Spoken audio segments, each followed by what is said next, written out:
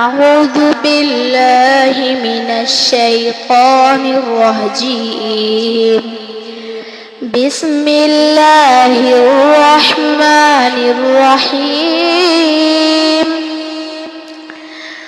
الذين يبلغون رسالات الله ويخشونه ولا يخشون أحدا إلا الله وكفى بالله حسيبا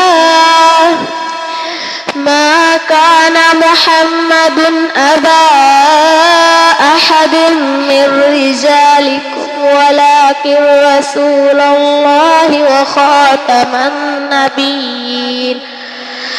وكان الله بكل شيء عليما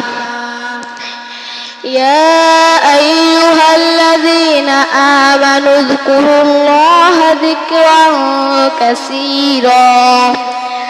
وسبحوه بكرة وأصيلا صدق الله العظيم